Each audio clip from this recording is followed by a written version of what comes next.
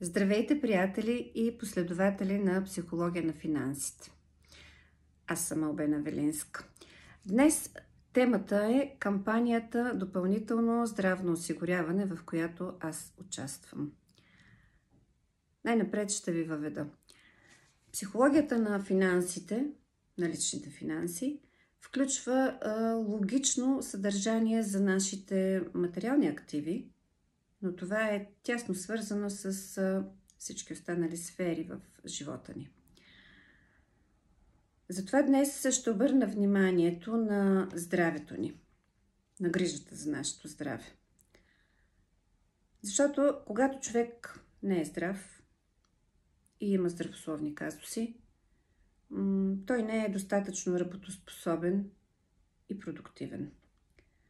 Това се отразява на неговия личен доход, на сметките му за плащане, на разходите за дома, за семейство, деца, за социалният му живот, почивки, дрехи, излизания, култура, храната, качеството на храната ни, спорт, изобщо стандарта на живот на този човек и на неговото семейство, тъй като всички са загрижени първо за неговото здраве и второ се отразява на семейният бюджет, това, което прави във връзка с лечение. Има два аспекта, в които се изразява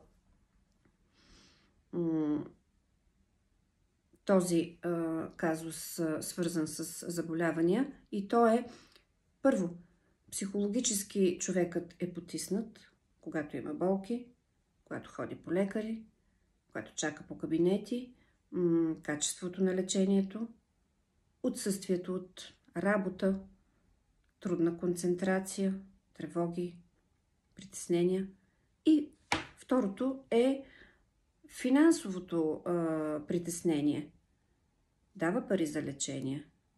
Дали то е качествено, съответно, и ако не може да работи и отсъства от работа, изкарва по-малко пари. От друга страна, за работодателят. Неговите служители са продуктивни, когато са здрави, доволни и спокойни и си гледат работата. Важно е служителят да отговаря на неговата трудова характеристика, да дава необходимите резултати, а това се случва с съвестно, компетентно и концентрирано извършване на работните задължения в определеното работно време. Тук е момента да разкажа за допълнителното здравно осигуряване. Това е комплексна медицинска помощ, застраховка, обърната към групи служители над 10 човека за една година и се подновява на годишен абонамент. Тук обръщам внимание на хората, които имат служители, които имат собствен бизнес, имат фирма и искат да се погрижат за техните хора. Грижа ги за хората им.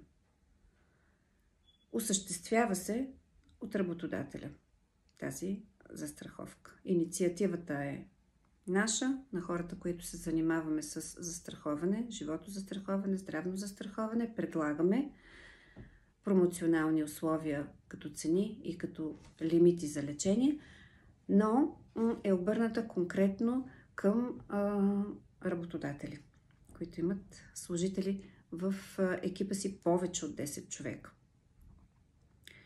Застраховката се плаща от работодателят или по договорка може, примерно някак процентно да се разберат между служител и работодател, но дори да я плаща, както обикновено се случва работодателят, тези разходи са общо признати разходи, които се възстановяват след това от данъчните облекчения и на практика работодателят не се ощетява, напротив, той си ги получава,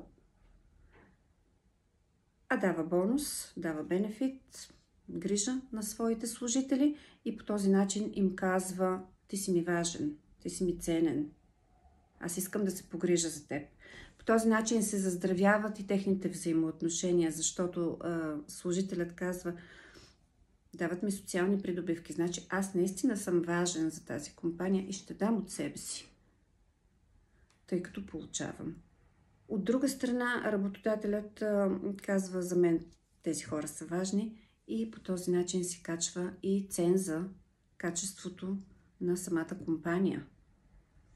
Имиджа на компанията се повишава по този начин. Съответно, тези видове застраховки и облегчения нямат никакви конфликти с даването на ваучери и така нататък. Може всичко това да бъде канализирано и да се дава на служителите като социални придобивки.